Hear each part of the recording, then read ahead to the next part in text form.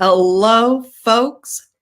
Welcome to another campaign update. My name's Feena Bonoan. I'm running for U.S. Senate under the banners of America's third largest political party, the Libertarians. And with me today, running for the gold rush with me, it's a marathon. It's Mike Scott. He's in Maryland. He's running for U.S. Senate too, as a Libertarian. Good morning. I love your intros more and more every week. That's why I just let them keep going. Fair warning, there is a fly in my office, and it keeps messing with me. So if I pick this up and I go, this is my assault weapon. Assault weapon. It takes out flies. My little brother got this for me. I dig it. Sorry about that. Ladies and gentlemen, this is the day the Lord has made. Let us rejoice and be glad in it. I'm Mike Scott. I'm running for U.S. Senate in the great state of Maryland. And did you see how much your opponent, Rick Scott, was getting from AIPAC? Woo! I posted that on one of the things and tagged you in it on Twitter. Man, you got a long road to hoe if you're going to outbuy all those people who want foreign wars to continue forever. I mean, you know, how can you compete with that? I can't. I absolutely cannot compete with that on the same level. And so we got to do the old playground stuff where you drag them down to yours and beat them up. Dude, everybody asked me about my campaign update, and you asked me about my campaign update, and I actually go do stuff. Like I was at this thing. A friend of mine, Melanie, runs a gallery down in Anacostia, and a friend of mine named David, he goes by Dad Tafari. He was there. It was his pictures. And I mean, some of those pictures were kind of nice. I mean, that's me standing in front of one of them, right?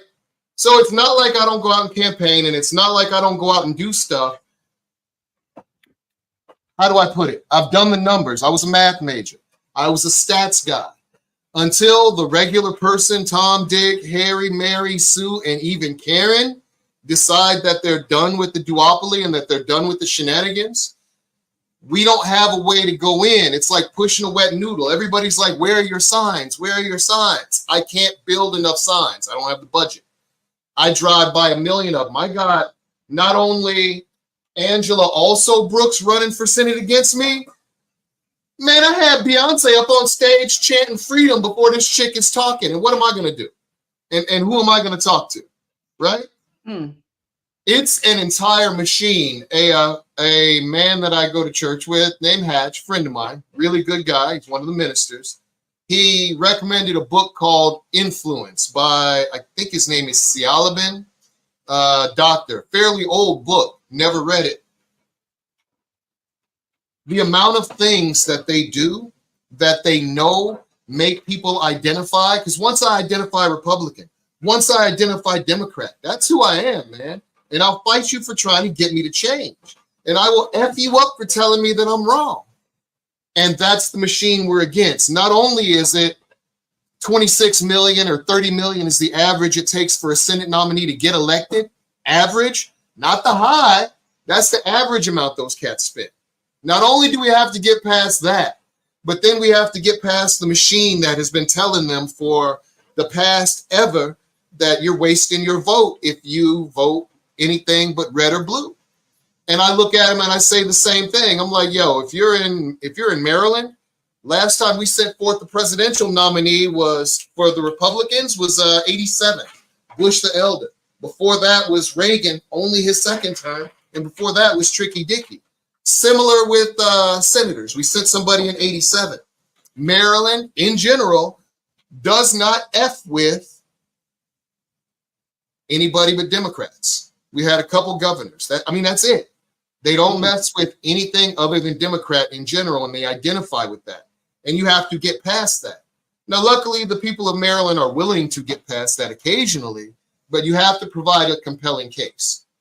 What I'm saying is if the current Democrats and Republicans haven't provided a compelling case to not vote for them, no amount of campaigning, no amount of giving back No amount of going around neighborhoods and talking to folks and doing this bull crap is going to matter, because we're in a popularity contest powered by money.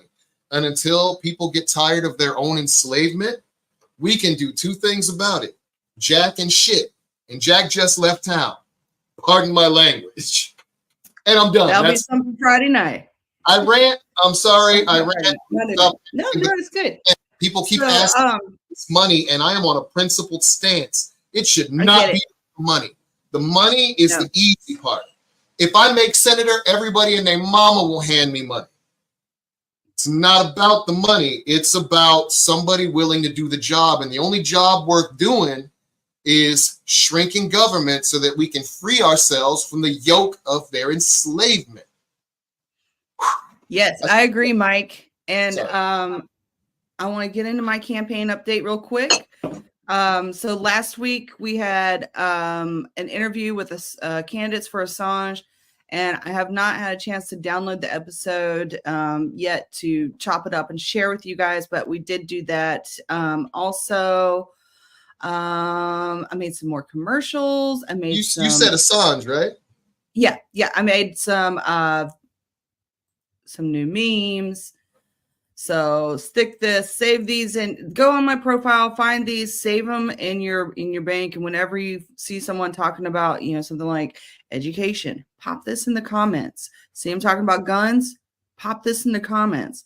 Are they talking about the environment? Pop this in the comments. Immigration reform, pop it in the comments. Criminal justice reform, pop it in the comments. It's easy. Money, boom, there you go. So I have a new way we're going to do Liberty on the Road. I don't know if we're going to do this forever like this, because it is kind of time consuming, but I had a lot to put out from this weekend. So I'm going to put it in. And while I'm in there, because I was on Candidates for Assange and they do something a little bit different with their visuals, I see that my name is like super long and it's going to end up cutting me off, like cutting my head off. So I'm going to pop out and then I'm going to pop back in with my name fixed. Okay. But here's Liberty on the Road. I'm going to show it and then I'm going to tell you about it. And then I might show it again. I'm Feena Bonoan and I approve this message.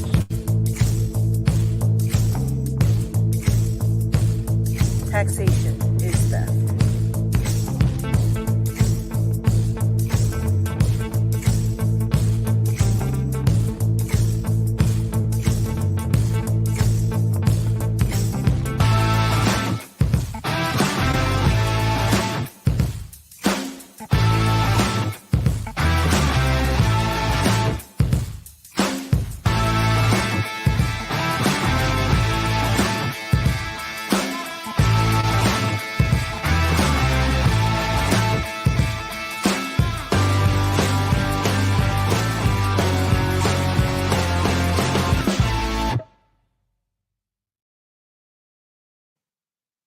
Yeah. So a little quicker, a little bit more entertaining. So just to sum it up, this weekend, let's see, where all did we go? We started out in Pinellas County over in Clearwater, met up with those folks for a sunset. And then the next day, and also you saw some pictures of me with the Libertarian National Choir Director, Marcia Powell, who took me to the Church of Scientology, which I've never been to. I haven't really looked into Scientology that much, but they actually revitalized all of the Clearwater downtown area, and it is beautiful. And so big props on that. Let's see. Then we went to Sarasota, and we stayed at the nice hotels this weekend. So last weekend we stayed at like Motel 8's, Economy Inn. This weekend we stayed at Motel 8's now. I'm not, but it's a scale. This weekend we stayed with our hotel points for a credit card. You get points, whatever.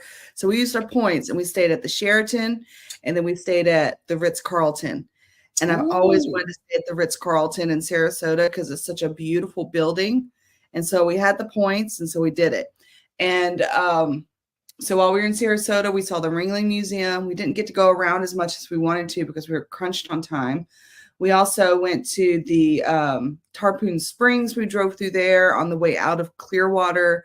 We did, there's a Buddhist temple out there in Hillsborough County area over by Tampa that we stopped on Sundays. They have this great Thai food, like fresh pad Thai, fresh spring rolls, just a really beautiful setting. And then in Sarasota, we met up with James Ray, who was the person that sponsored the bumper stickers. He's the one that was like, all right, I'm making a donation just so you can have bumper stickers. So we got the bumper stickers, and just driving around, it was a lot of fun, a lot of beautiful sights to see. It's this is campaigning in paradise. You know, this is the beautiful side, and all sides of Florida are beautiful. I just really enjoyed being back in my home. When I say my home, the place where I was born. And I got to tell folks that, you know, I was born here in Sarasota. And I want to remind folks that while we're on this campaign trail, what we say is important. But what the most important thing is that we listen to people, because that's what they want. They want us to listen. And this weekend, I had a bus driver from the Ritz-Carlton. We were on the bus with him, and we were just one of two passengers. And he was talking about, he was born and raised in Sarasota.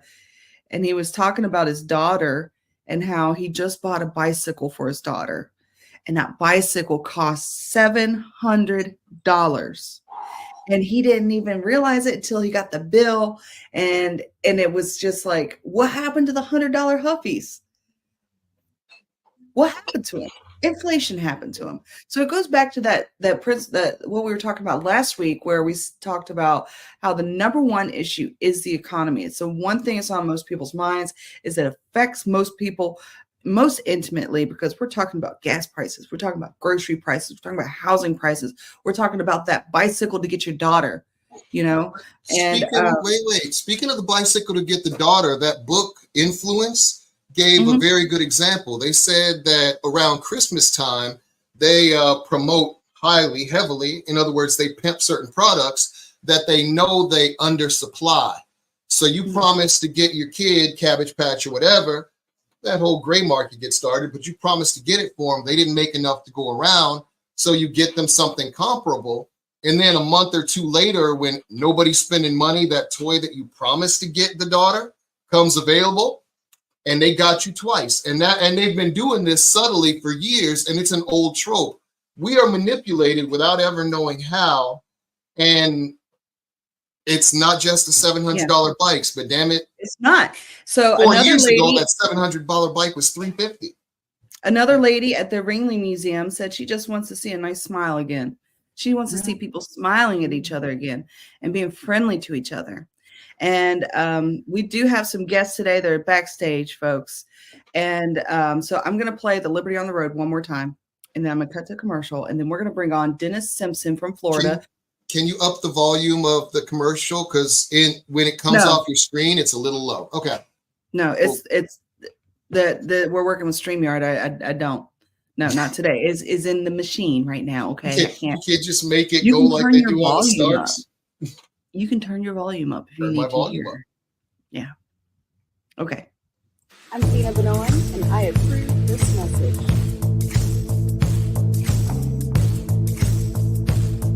Taxation is theft.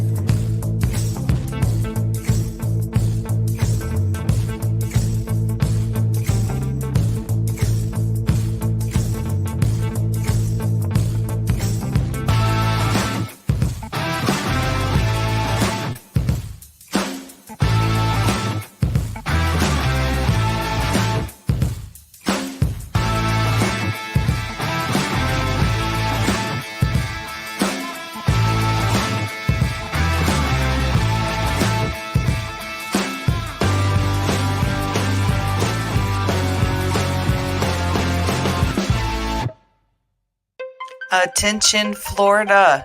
We believe in maximum freedom and limited government. There will be multiple libertarians on your ballot this November. So take a chance on something different. I'm Feena Bonoan, and I approve this message. All right, folks. Another Florida candidate we have on stage with us today, Dennis M. Simpson Jr. Hello and welcome. Hello, thanks for having me. Yeah. So, Dennis, I'm going to give you the solo spotlight, and I want you to tell folks what you're running for and some of the key issues and what makes you qualified and the right person for this job. And go. Well, my name is Dennis M. Simpson. If you can't tell, I'm in a work truck. I am just a single father that owns his own business. I see how we are overtaxed, overregulated. It just doesn't seem like there's anything you can do in your life at this point where the government doesn't have their finger in it. The country's getting more and more divided as people identify as either left or right. There's no room supposedly for a third party option, which I don't understand. Everybody, we all know that we need more options, especially when you look at the people and you go, really, is this the best that this country can provide? You kind of look around and go, no, there's other options. And those people don't want to hear it, whether it's because we can't fundraise enough, because we don't get mainstream media attention, whatever it may be. People have kind of dug their heels in, and it's either the left or the right, which I just don't understand how you can have so many complex issues where maybe you feel you lean more right on this issue or more left on the other issue. We're libertarians, we kind of cover everything. That's the beauty of being a libertarian. And sometimes the frustration of being a libertarian is you can be as liberal or conservative as you want to be, as long as you're not trying to use government to force those views onto others.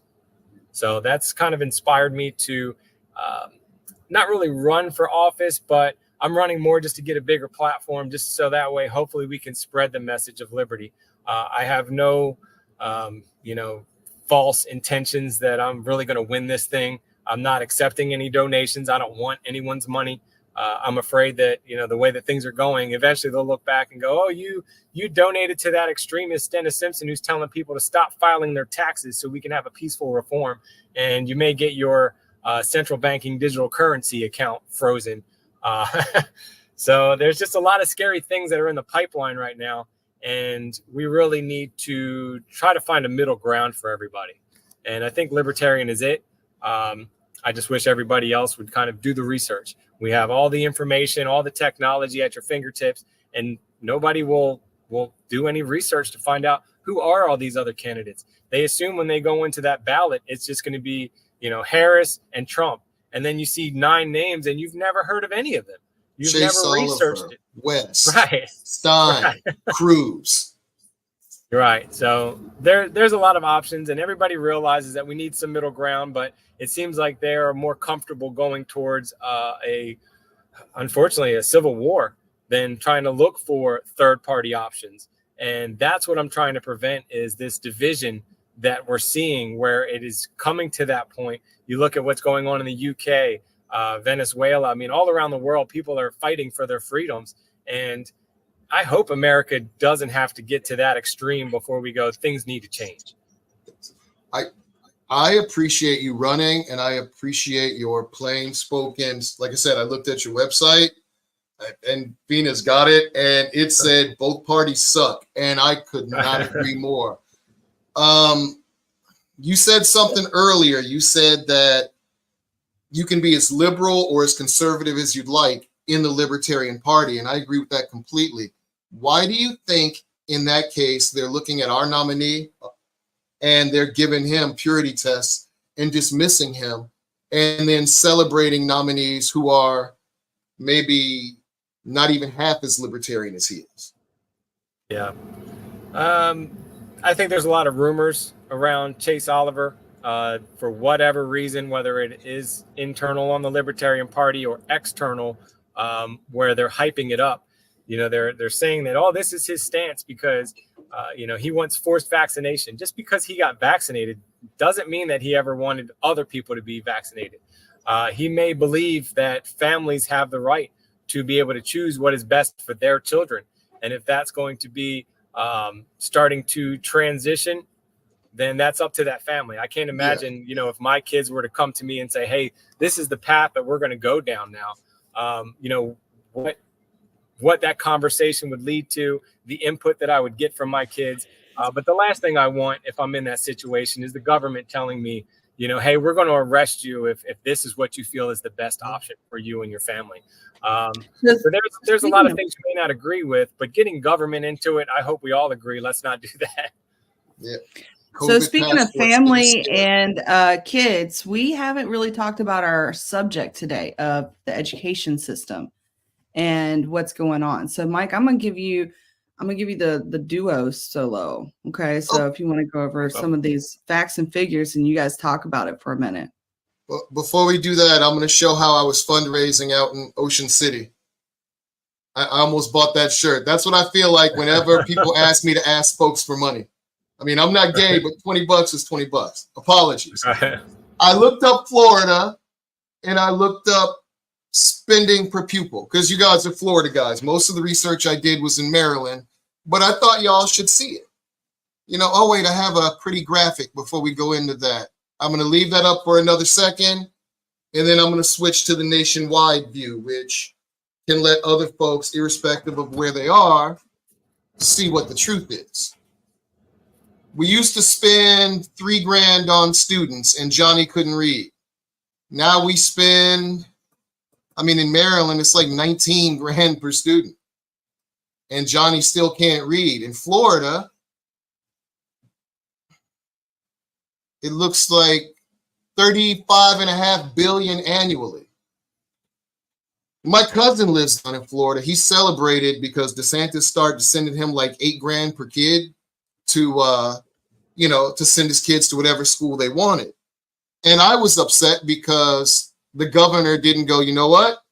We took way too much money in. We're going to slash taxes and submit every homeowner and every person who paid into the system money. But what do you think about schools, school choice, the best options for the future, and government schooling?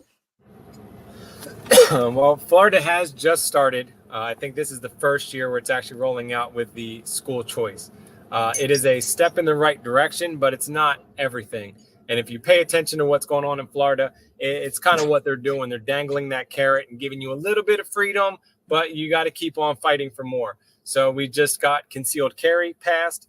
But you can't open carry. We have Amendment 3 on the bill this time, so that way we can vote on it and hopefully pass for recreational marijuana, but you can't grow your own. You follow the money and you realize they just keep dangling it along. Same thing with this education. They have made it easier to transition out of the public school system and be able to use some of those funds for school choice. Hopefully parents will jump on this and realize, if you have more Christian values, maybe you find more Christian-based schooling, whether it's a micro school, whether it's a private school. They're kind of reluctant to allow it to be a private school, but that's really what it's going to turn into, is you're going to be able to pick and choose what your morals and your values. You should be able to pick your teacher. You should be able to pick your schedule. If you've got a mother and you work as a server or a bartender, you're probably at work most days when your kids are getting off school. So as they're going to school, that's your time off. As you're going to work, they're coming home. When are you supposed to spend time with your kids? So there's a lot of different things that we could definitely tweak to take advantage of everyone's scheduling, beliefs. Once you're raising your children in an environment that you truly and fully believe in, I think that happiness and acceptance of others, that stuff will kind of fall in line. So if you do have more of an a rainbow school, we'll call it, and everybody is loved and accepted there. And maybe you have the Christian school next door, and they're a little bit more, judgmental on you.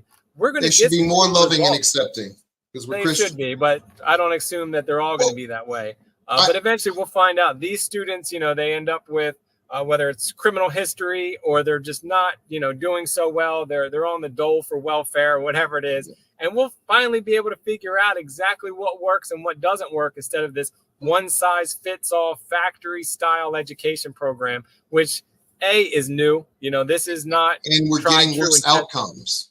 Yes. And we're getting worse out. That's the important part. It's not only more and more expensive every freaking year, but we're getting worse outcomes. And that's what... And a hybrid would work too. We've already got this great infrastructure. There's literally schools, like 5 of them within spitting distance of me. So keep using the infrastructure. And if you want a public school option, maybe 10% of the classrooms for folks who insist on being in the public school system for one reason or another. And then you can rent out a few other classrooms. If you've got 20 students per class and you have 60 students or 50 students, that's still plenty of money for you to build your school, pay a couple teachers and affect what you need to affect. And you're even paying a little rent back to the city and the state for all the money they've blown in, and that'll pay for their teachers. I mean, there are ways through this, but I cannot let folks know enough. I'm not talking about, I was bringing up Maryland schools, 19,820 per pupil, 17.6 total. This isn't Prince George's County. Prince George's County has $2.7 billion. This is Howard County schools. And they're getting in math about 50%. That's Howard County. Those are among our best. Montgomery County schools, about 45%. You go down to Prince George's County where my kids go to school. Now, before I show this, my kids read and do math above grade level. They're always in that 97th percentile. But it's because I sit there and I've coached them and I tell them, and I don't have the patience to give them a base, but I have the patience to explain to them why things are and help them out. But I also have the wherewithal to do that. Most people in PG County do not, because that's our report card, baby. That is Angela also Brooks, my opponent in Senate, whose answer is to spend more money. I think y'all getting enough money. I think a change of approach is necessary because we're throwing good money after bad. We just are. Yeah. And I get preachy and I tell stories. But man, our best high schools in PG County, our best high school is number 30 in the state. This is $2.7 billion a year. And by the way, their math literacy is probably down there in that 20 percentile too. It's public schools are making us worse.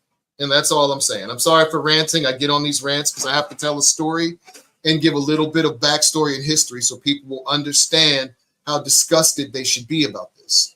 So, well, unfortunately, most people don't do their own research. As we talked about, they have all the information at their fingertips on their phone, their computer, or tablet, whatever it may be. They don't want to see the hard truth. We are supposedly the greatest nation, but we don't test in the top 20% of anything that's of value, whether it's math, science, technology. We are behind healthcare. There's a couple countries that when you hear their name, you're like, we're behind them. And we're more expensive. Right. And so we're not getting the results. And when you bring up other alternatives, such as these micro schools, it's almost, well, no, that's different. And we don't know if that's going to work. It's like, it's not working now. What are you holding on to that you're so scared to give up to try anything? We are violent and oppressive and nasty and getting stupider each generation. And it's not really stupidity. It's they don't think because it has to be done on purpose. They legit make it so we don't think. They don't like us to think, so they dissuade us from it. It's just there can't be another explanation. It's done on purpose. Get your kids out of public schools if you can't teach them to think yourself. That's my opinion. Oh yeah. So go ahead. Dennis, were you raised in the Florida school system?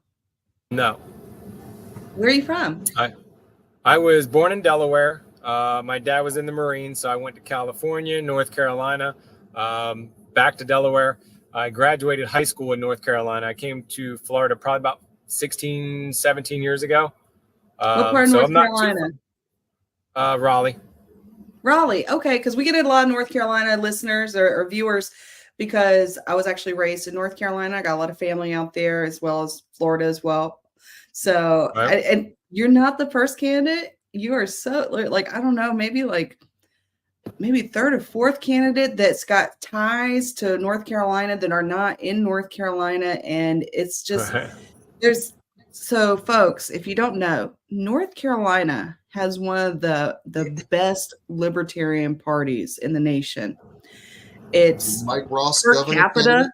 yeah, per capita, the most libertarians, as far as like percentage wise of like the voting bloc, and that's powerful. That's a powerful thing. They're in a position where they have lawmakers and Congress people coming to their meetings, not them going to, not necessarily, of course, they go to their the other meetings too, but they actually come to the libertarians because they know that's an important voting bloc. And that's where I was raised to get my libertarianism. So I'm curious, was that where you started getting into libertarianism as well as in North Carolina, or when did you come across libertarianism?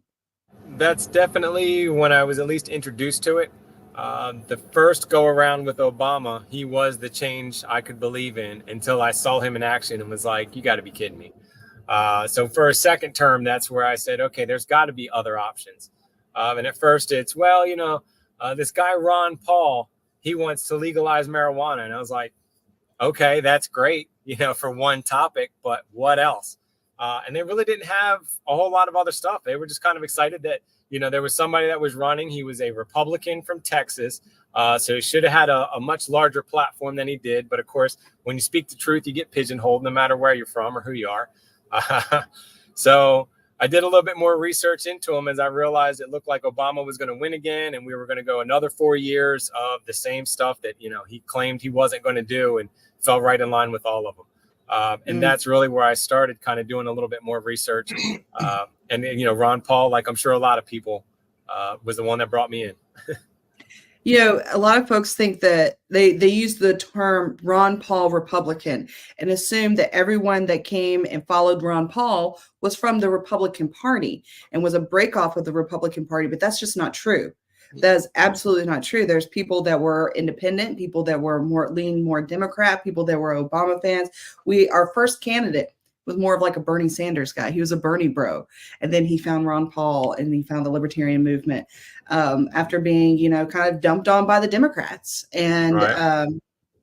It's just, we have to take the narrative and control it ourselves, or else we're going to be in a position where we are getting labeled and identified in ways that do not resonate with us. So one of the best things we could do, period, would be to get rid of political parties so that nominees would have to campaign on their merits and on the issues. Because if you look at Trump and Harris, both of them want to ban guns. Neither of them is going to put draws on Israel. Israel is going to continue to run rampant. Both of them want increased immunity for cops, increased police powers. I got to disagree with you there, Mike. I'm going to disagree with you there because political parties are the way that people that are not financially independent can get ahead. Once you label yourself as a member of a party, then you identify with that and you defend it against everybody who comes after you. So the fact that I'm in Prince George's County, which is a Democratic stronghold. That's one way to use the party.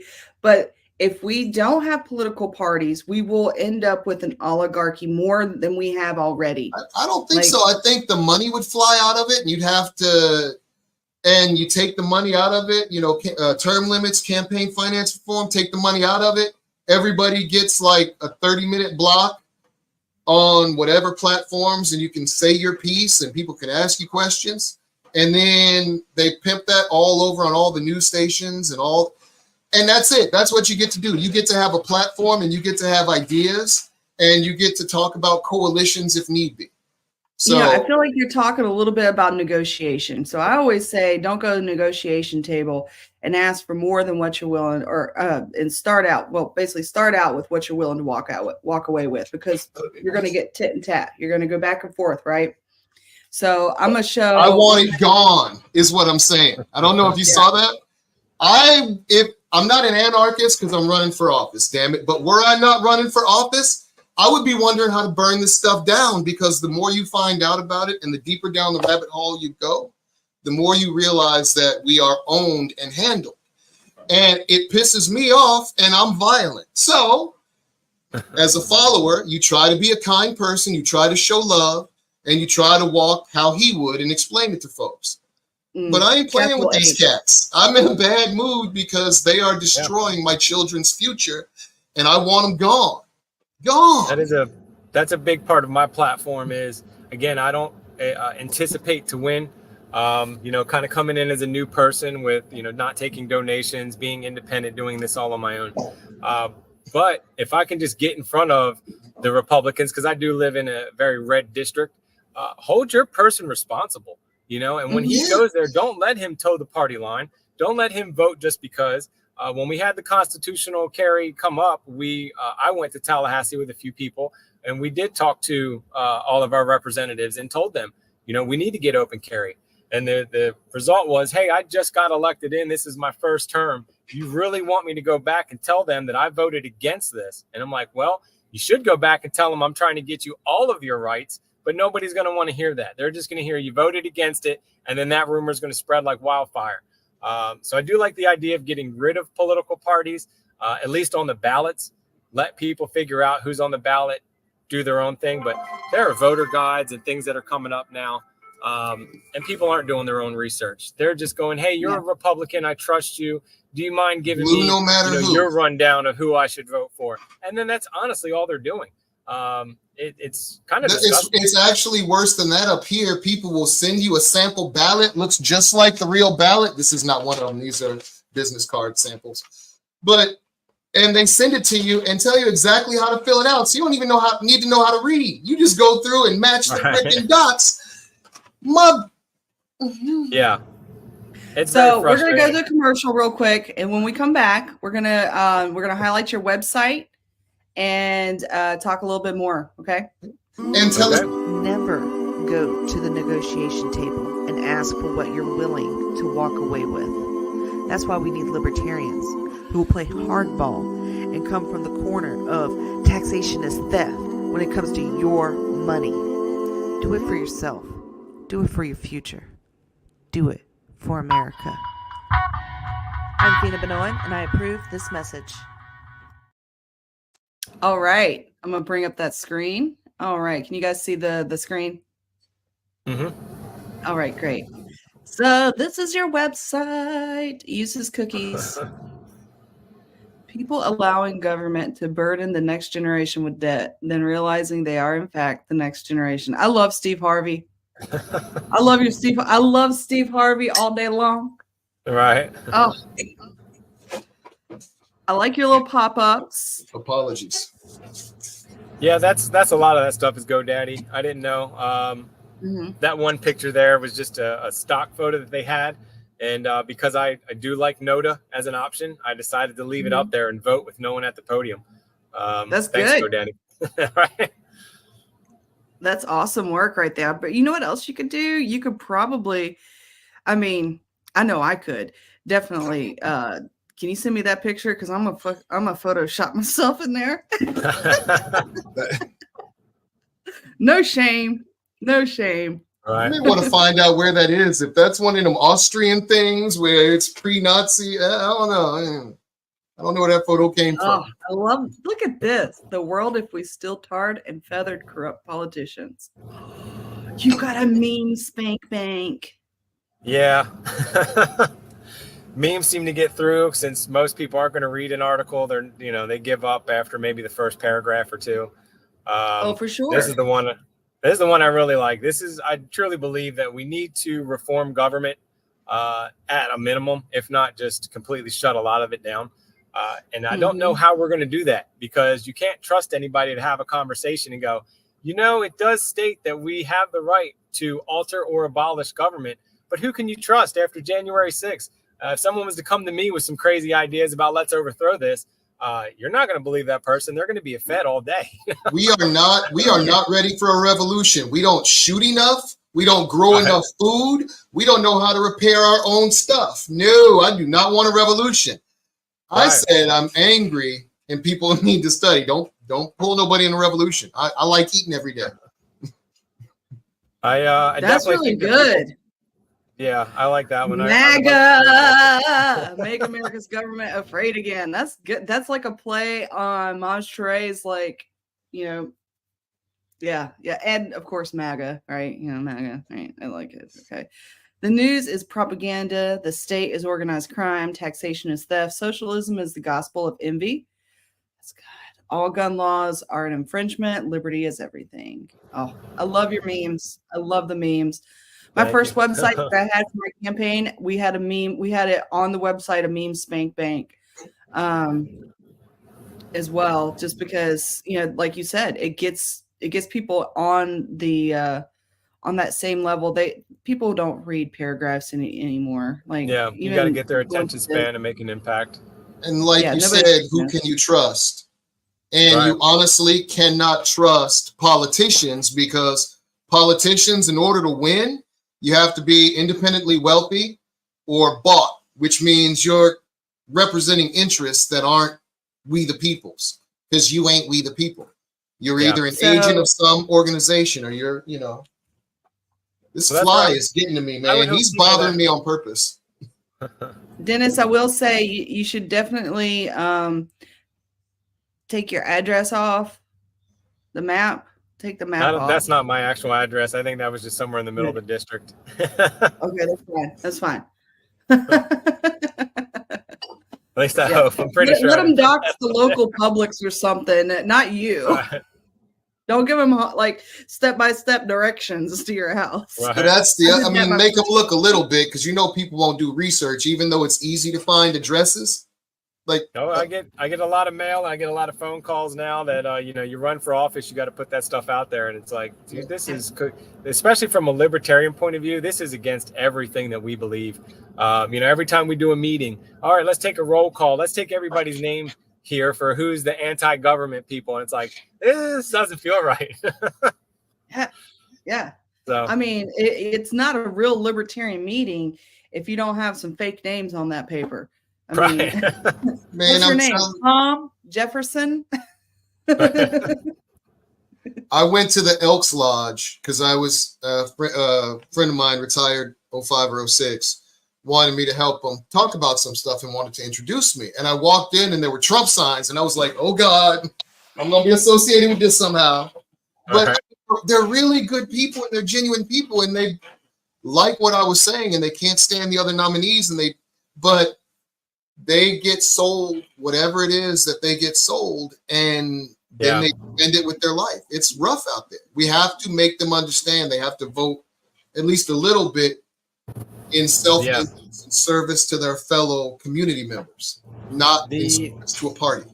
I feel like the Trump MAGA group is like right there. They finally are awake that, the government does not have their best interest and exactly how corrupt it is.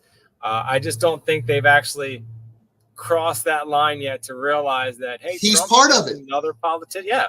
He's part of it. He increased 4 years to prove what he would do, and he didn't. And they want to call Milei from Argentina, he's a Trump wannabe. And it's like, Trump wishes he was that. At least I wish Trump was that. It was $6.6 trillion. He added another service. He banned bump stocks when I firmly believe that was a fully automatic weapon, not a damn bump stock. The dude did everything bad. He shut down the nation. He fast-tracked the jab. Yep. What is he going to do that he's asking for gun grabs, Aussie style? Grab the guns, give due process later. How is he not them? Now he's got a Kennedy hanging out with him holding hands. How is he not them? I just like the message that he has tried to open the majority of people's eyes. I'm more curious about what's going to happen to the movement after Trump. You kind of look at like the Tea Party that came up after the recession and the 99% against the 1% and the bailing out banks and all of that.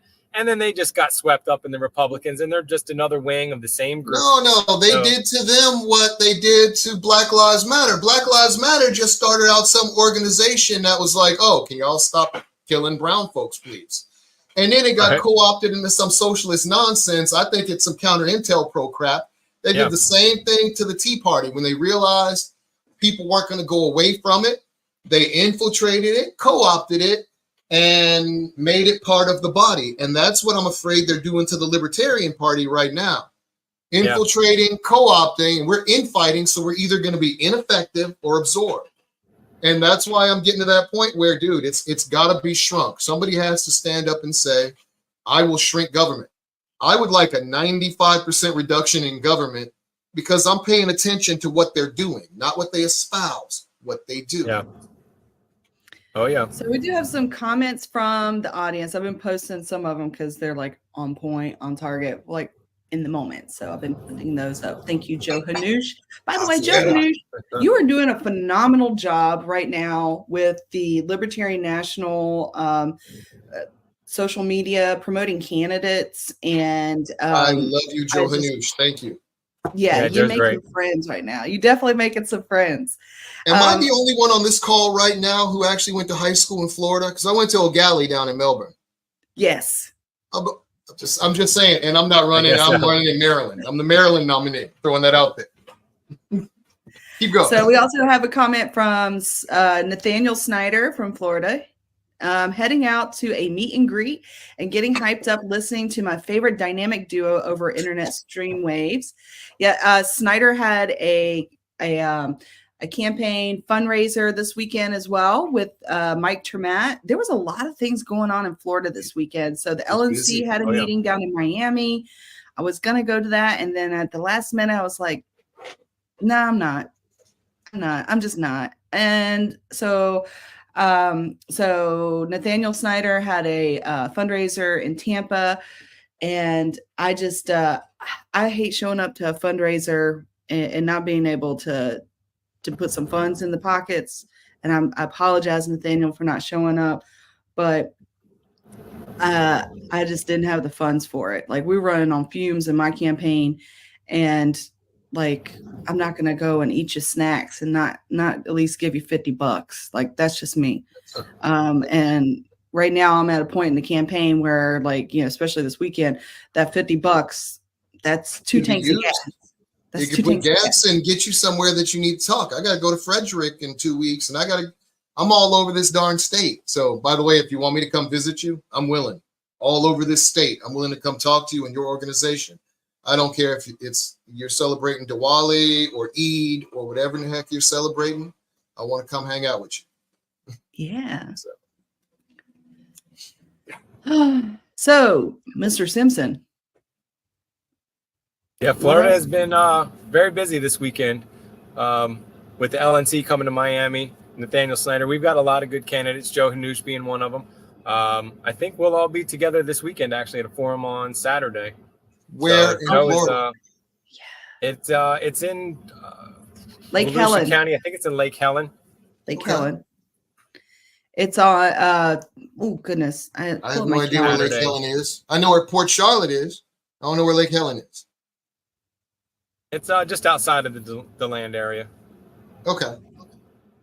But yeah, Joe will be there. He's also running for Florida House. Matt Johnson is putting it together. He's also running. So between the three of us, I think they've split Volusia County into 4 for some reason, but we've got like 90% of it covered between the three of us. I do take a little bit of Volusia, Northern Lake County, and East Marion, and I think there may even be a little bit of a sliver of another county. It's weird the way they break these things up. You think you get a county representative, that's your guy, but somehow they split everybody up. It doesn't make sense to us because we're not a Republican or a Democrat. But to Republicans and Democrats, it totally makes sense to like have one neighbor in one district and just across the street in another district, and the neighbor of that person across the street is back in that same district that the neighbor was. Yeah, because it's politicians choosing voters. They have the power. They make it so they're most likely to get reelected, and the buffoonery continues. It's gerrymandering. Oh yeah. Oh, we got another comment. Hold on. This is a good one. So, Cyrex, I can't say Cyrex. I know who this is. It's Jeremy Flicken. Jeremy Flicken up in Kentucky. He says he went to school in Florida back in the elementary and middle school. So we do got Florida school people here in the audience listening in. And so we're getting we got 8 more minutes before we got the presidential campaign. I got another campaign photo. This is from a couple weeks ago. That's a good bag. That's how I campaign, by the way. I go to the beach occasionally and talk I to do folks too. up and down the beach at the bars and hand out. There you go. I love Ocean City. If I'm gonna be doing stuff door to door and handing crap out, I'm gonna go someplace fun that I enjoy it. That's why I appreciated it when you said Florida was paradise. I enjoy going places that are nice and meeting cool people. Going door to door to me is drudgery. I hate doing it. If I was a rep, I'd probably do it. But as a Senate nominee, I can't hit all the doors. So, I'm going to hit the people where they're out having fun, not, at home in their undies.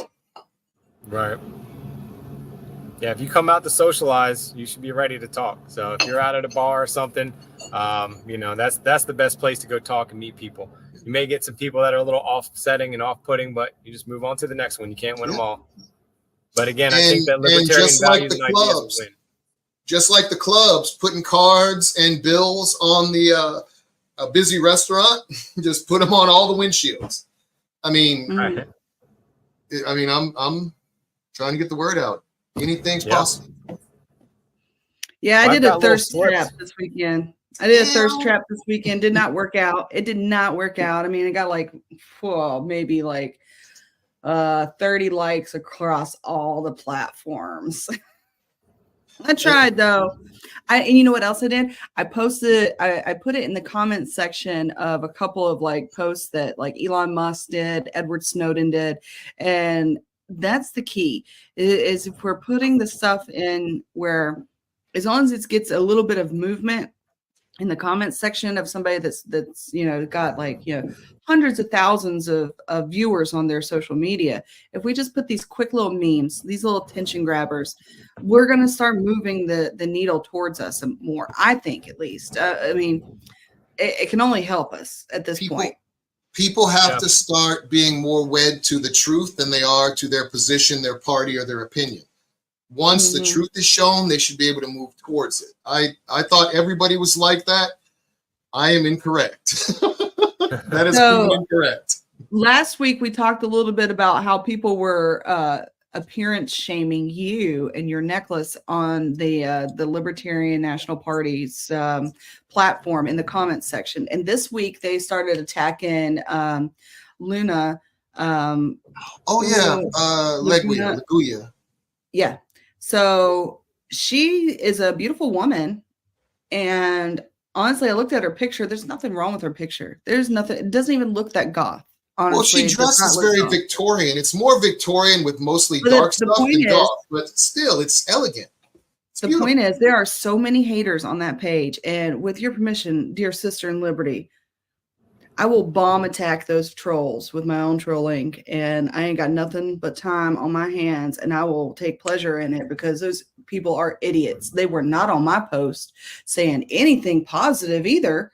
These people are just jerks, and they're dumb. But at the same time, I do understand that for some reason, libertarians seem to think that any and all attention is good attention, and that's not necessarily the truth, right? Some of it hurts your feelings. Views, yes, just because you get views does not mean it is resonating with people. In fact, you can turn people away, and that's the reality. Is more people will react to negativity and things that affect them negatively than they will to something positive. And give me permission. I'm going on them. I mean, I got nothing but time. Nothing but time. I will sit there. Yeah, it's an uphill battle for libertarians. We know that the algorithms on social medias have been skewed, to bring up what they want to try to promote and then suppress anything like libertarian values. Anybody that's third party. So we can't get mainstream media attention. You can't get grassroots social media attention. I mean, we're literally out here trying to soapbox these people. And then sometimes I feel like I might as well put on a tinfoil hat. But that's the thing. Some of the stuff you say about, again, we should really either reform or just completely abolish the Department of Education and come at it from a new angle. And people go, oh, my goodness. And it's like, well, again, defend it. Please tell me why we shouldn't. And they don't have a reason why, but they still pearl clutch. They still get upset for you saying it. They don't want to rock the boat. It's just we're going to keep going down the same path because that's what we're comfortable with. Joe, do not stop sharing not stop candidate doing stuff. Don't stop. You're saying Double that's down. a good thing. Double down. Double it. Rerun that shit. Rerun them. Just What you said was very important, by the way. You said they don't have a reason for what they're doing. I have a reason why I would shut down the Department of Education. My reason is this: PG County Public Schools is a $2.5 billion or so operation, and that's what they're getting. Yeah. That's what we're getting out of this.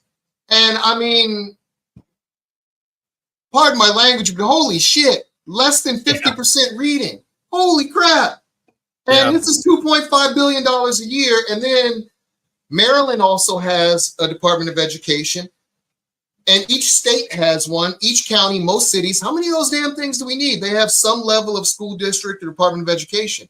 Nationally, we may just need, what, standards? That's 15 people in a room, choose them from the states, pay for their ticket to DC. That's 10 G's at most. Leave me alone. all right. Why am I the one doing this? All right, folks. We're coming up. It's almost time for the presidential update. I'm going to give you, Mr. Simpson, the solo spotlight. Give your final elevator speech. And thank you for running, man. Thank you for coming on the show. Thank you for running. So give your final elevator speech, and then we're going to cut to commercial, and then we're going to straight into the Chase Oliver update, okay? The answer to why should they vote for you? You can vote for me because I'm going to do what libertarians do. We're going to shrink government. We're going to try to save you money on taxes. Any programs that don't seem like they're necessary, we're going to just get rid of them. We're going to rethink things from a completely new set of viewpoints instead of just doing the same old, same old. The left keep going as far left as they can. The conservatives follow them and negotiate, compromise, and then they end up over here. The left keeps going left. The Republicans and the conservatives just keep following that path, which is why the whole thing is turning socialist, authoritarian. It's getting pretty rough. And if we don't start doing something outside of this two-party system, we're going to lose all of our freedoms. So hold your people responsible. If you elect them, hold their feet over the fire. Don't just go, well, they're a Republican and they probably did it for a good reason. We're not going to do better by allowing people to take advantage of us. This is the most un-American thing I've seen in a long time. The things that I say about reducing taxes, again, they may be viewed as extremists, but they used to be the most American values that we hold dear. Thank you. Thank you. Mike Simpson, Libertarian for Florida State Representative District 27. The record number of Americans favor a new political party. 57% of Americans still believe a third major political party is necessary. Voting third party is a wasted vote? Bullshit. This is the establishment's most successful lie in modern politics. America is the only major country with free elections to only have two viable options. Not anymore. The Libertarian Party is the fastest growing political party in America and will be on the ballot in all 50 states. And when we talk about winning, we don't just mean winning the White House. There's all kinds of wins you can have in your state if you vote Libertarian today. We can win ballot access that makes it easier for future candidates to run for office. We can win major party status that gives us more attention from the major media. I think it's a great day to be a Libertarian. And we could have Libertarians getting elected all over the country in local races. Whenever Libertarian candidates are able to break through the mainstream media blackout, our support grows. In my televised debate with Senator Raphael Warnock, I was able to reach out to millions of voters. Many of them realized that they were Libertarian all along and just didn't know it. Why is that the radical idea and not the rational idea? If you live in a solid blue or a solid red state, voting for Trump or Biden is a wasted vote and it won't change the outcome. Voting Libertarian is the only way to make your vote truly count. Currently, all the two major parties have to do is be slightly less evil than the other side to win. Let's make the statement that we will accept no evil. When someone tells you you're wasting your vote, recognize that they don't care about you. It's a selfish statement. They are saying that your beliefs aren't worth being represented, that you should silence your voice so theirs can be louder. Vote your conscience, not someone else's politics. Breaking up the duopoly is the only chance for the real radical change needed to give the power back to you, the people. Voting for Chase Oliver for president will contribute to bringing more choices into our political system. A successful third party forces the two old parties to think about the issues Americans truly care about. Keep them honest. Show them they must earn your vote. Change begins at the grassroots. I'm Chase Oliver, a candidate for president, and I approve this message.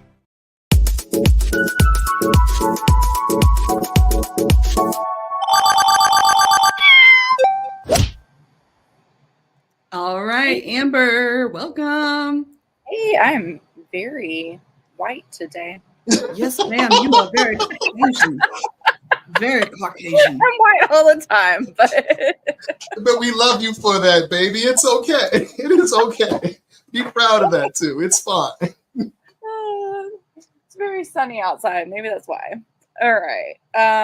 So we had a lot going on. Chase went to Ohio, had a really good turnout, and Mike went to Iowa and then Florida. So we got some pictures. Start with Mike. He had attended an LNC meeting, and then they did a fundraiser after. So, and where they raffled off a chainsaw signed by Chase. Ooh, who won that? I'm not sure. The whole idea that Angela had behind it was to like saw through the tax code, which is like 9,000 billion pages long. So I'm gonna do a commercial coming soon, and I don't have a chainsaw, but I will be cutting things. Folks, I have a machete. That's just that's me. This is Florida, baby. This is Florida. But if I had gone to the LNC meeting, that's one thing that I was looking forward to possibly bidding on, because I think that's really cool. And I've had a couple of folks actually request that I do a video of me with a chainsaw, and it's just not really my method personally. I don't really like loud noises. So you want a sword? I got several. I've got a machete. I have my own machete. It is my campaign machete. I might put some stickers on it or something. I don't know. I love that you have a campaign machete. I mean, I gotta brand it up, you know. I gotta brand it up. Okay, next picture. I can dig it. Let's see, there's another one. And then Chase was in Ohio. He was touring a manufacturing plant in that picture, or logistics plant. So he did a tour, and then here's some photos of some of the meet and greets. Can you go back one photo? Back to the tour.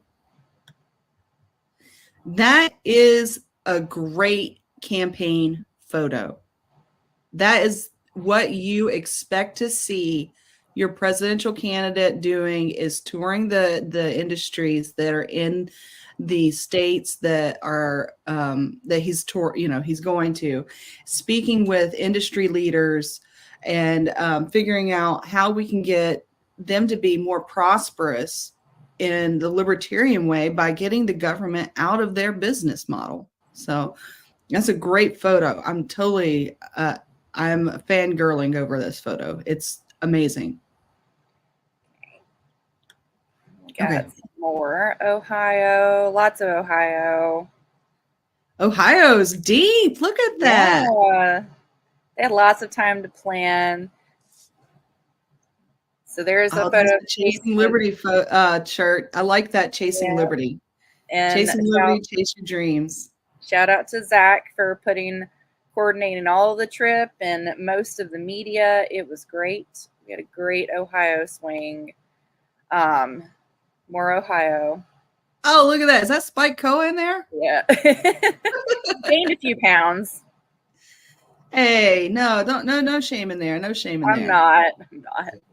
But you know what? Spike he's a very thin man. He is a thin man. He is. I think this is Toledo Pride, and then Chase got to Minnesota. Did the state fair there. So the last couple of pictures I have are from there. And then he got to do Garage Logic podcast at the fair, which was cool. And then this morning, we did C-SPAN. I just have a Those are some big chairs. Go back to that picture. That's some big chairs. Let's put some perspective. Chase Oliver is not a short man. Chase is definitely taller than me, Mm-hmm. and I'm a tall woman. But those chairs make him Stools, the tall bar stools. yeah. So I have to just tell folks, Chase is not short. He's not Lilliputian. I think those Okay. are bar chairs. So we did Yeah. C-SPAN, which was cool because callers got to actually call in and ask questions. We got all kinds of questions from Democrats, Republicans, independents, and libertarians. So that was good. He did a really good. Were they mostly welcoming and receptive, or were they combative? Some of them were. There was one lady who was part Jewish who got a little upset about she's just saying to end the whole thing, but that's our stance. So. Yeah. Okay. You're not doing good unless you got haters. We've established that on this episode. And then we did some local news with ABC 13. And then I found this one, which came out of last week's Forbes interview. So someone did a little clip over that. It says Libertarian Party presidential nominee Chase Oliver appeared on Forbes Newsroom Thursday in part to discuss independent presidential candidate Robert F. Kennedy Jr.'s potential withdrawal from the 2024 race. If you are a candidate running outside the two-party system and you're worried about being a so-called spoiler, you probably shouldn't have been running in the first place, said Oliver. And then Amen. Kennedy had That's the gospel right there. Yeah, it was. But that's all I got. Yeah. Well, I mean, I guess the big news this weekend on the presidential race was, Kamala Harris officially getting the DNC nomination, but also the really big news was RFK dropping out. And what? No, he didn't drop out. He did this mealy mouth, weird kind of drop out thing so that he could spoil in some states and not spoil in others. Oh, that's the worm talking. And he joined up with Trump and them to attract the liberals who are a little liberty leaning and may go, oh my God, Trump must be the real thing because he's got old school Democrats going. It's all theater to control the masses.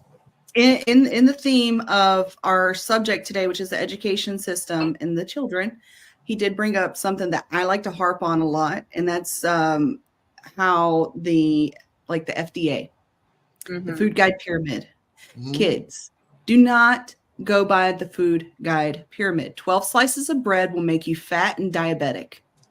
I'm going to tell you that right now. There is a thing in white bread that causes diabetes, a chemical that causes it in laboratory mice. So if you instead go for 12 vegetables a day, 12 servings, and don't even call them servings, but just like I have a niece, and when she was younger, she kind of refused to eat anything other than like plain pasta and chicken nuggets. And I'm sure folks out there can relate to this. And her mom would always be like, you got to eat, you need to eat more, eat, and just wanting to feed them. And I talked to her and why she doesn't want to eat. And she said she doesn't want to get fat and she doesn't want to get unhealthy. And so I told her, okay, well, there's ways that you can still be healthy and eat and not eat so much. And I introduced her to olives. I introduced her to broccoli. I introduced her to crab legs. And listen what I told her. I said, listen, you get the crab legs because it takes a long time to eat and they're expensive. So no one's going to make you get more.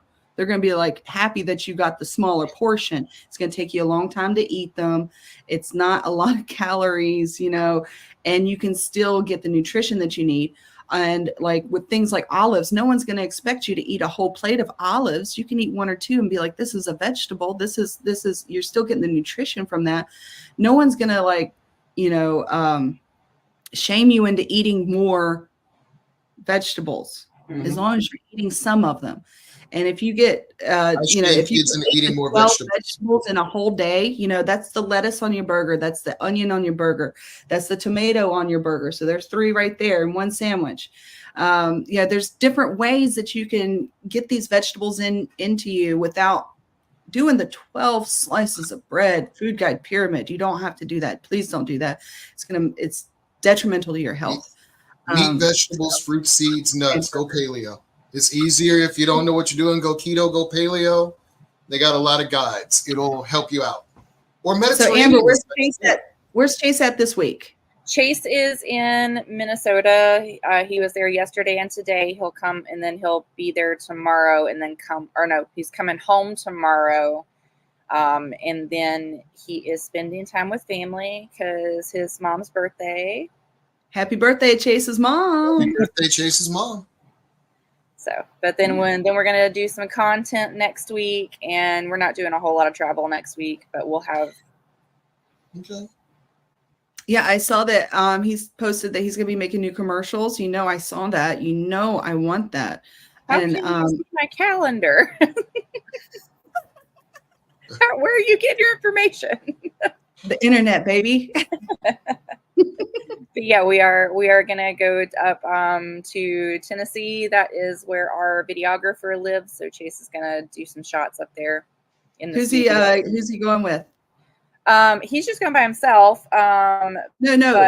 Who's his videographer?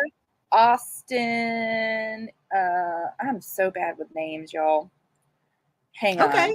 I'll get Austin's last name. Austin Tudor. Well, I was just curious because I know that a lot of folks were like floating like Dan Smoots and like I know that there's a lot of videographers out there. There's a lot of content creators. And if you're looking for folks to do graphics, to do videos, my number one recommendation is to check out Libertarians Who Make Art. Those folks, they are artists. They are in the Libertarian sphere. It isn't just one. I'm obviously not available for stuff because I've got a whole lot of stuff on my own plate to do. But there's plenty of folks out there. And the thing is with videographers, there's a maximum amount of stuff that we can do. We can't do everything. And that's why I say I'm off the ticket. I'm like, don't call me asking for a video. I'm bogged down. I've got a campaign and all this, and I've got my own videos I got to do right now. One thing there's that people gets that are out there that want to help. Before you leave, the fact that I heard Joe Biden ripped out Robert Kennedy's Secret Service, he said he doesn't get him anymore. I don't think they've ever offered Chase Oliver Secret Service protection, have they? And he's got lots of haters. How do we make that happen? Who do we need to call? Who do we need to pressure for that? Because that seems unfair. I guess it would be Biden currently. You want me to make a phone call? What are you doing, man? I kind of thought like Mike Trematt would be kind of like Chase's bodyguard a little bit. We do have we do have a bodyguard, Jax Crowder. Good. So that's good. I mean, if we're talking fair and equal, and if we're a viable third party, they should start treating us as a third party. But they won't, because 2/3 of people want a third party and they don't want us legitimized. And honestly and truly, we're the only ones who are legit because we're the only ones that represent we the people. Yep. Too legit to quit. Something they're going to throw around a lot. That was a big thing in Georgia because Stein and West got pulled off the ticket. All right. Well, I think we're at a point where we need to go on to our next guest. Amber, it's always a pleasure to have you on. Thank you for coming on. I have to show one thing because Six said how to pronounce his name. He spelled six wrong, and he said it's 6 minus the heiress. In other words, the heiress is silent. I'm sure that's what he meant right there. But Libertarian. I think he said size heiress. I figured that. I'm joking. Yeah. I like 6 better. Okay. Well, Amber, thank you again for coming on. I have one more question for you. And this is like long game, right? Not really super long game, but do we have a where Chase is going to be for election night? Do we have that plan in the works yet? We have it in the works. It's not solid. I'll make sure state. We are Not yet. What are we looking at? What's our options? Georgia, Tennessee, or Texas. Okay. Because I want to be there. And Mike and I were just talking before the show about having Chase on again. And I told him wherever Chase is on election night, I want to be there. And I was thinking that would be a good day to have Chase back on again, is on election day, if that's possible, because election day is on Tuesday. So let me know as soon as possible where I need to get traveling to. We will. I will find out, and I'll let you know. All right. And for all Thank you people Amber. early voting, that stuff's coming out soon. Early voting. So vote chaseoliver.com. Thanks, All right. Amber. All right. Thank Bye, guys. you. See you next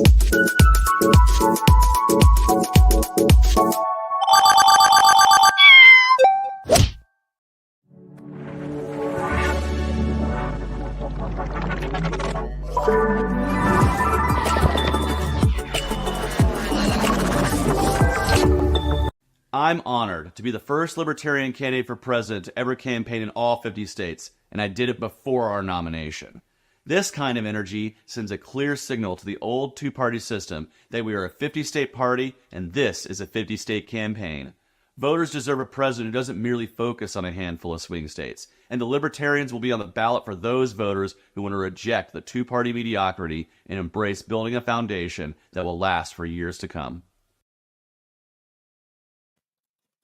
All right, folks. Now, last night on Ssdd, I said we were going to have Alan Brodas on, but today we, due to a scheduling conflict, he's not available today. Instead, we have a very special guest, probably one of the most anticipated candidates this election cycle for the Libertarians. And this, I can't say enough good things about this guy. He's well-spoken, very poised. He's got a lot of good messages. So please welcome to the stage, Michael White.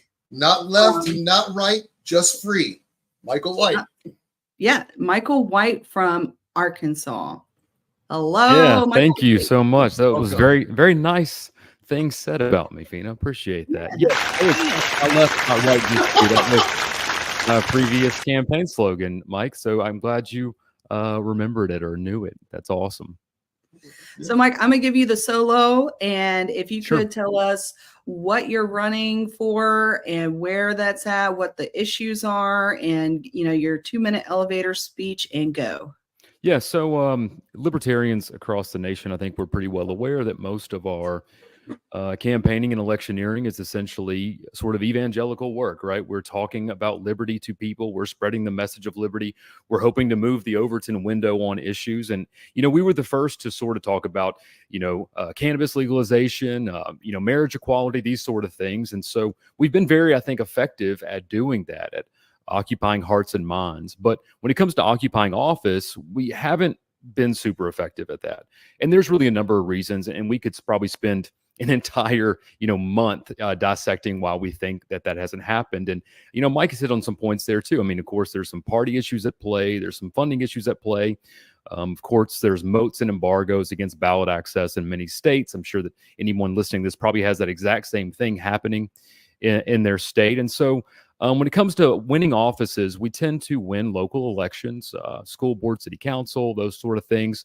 In the past, you know, I guess since the inception of the party officially, there's been 5 times in history where a libertarian running as a libertarian has occupied a state legislature seat.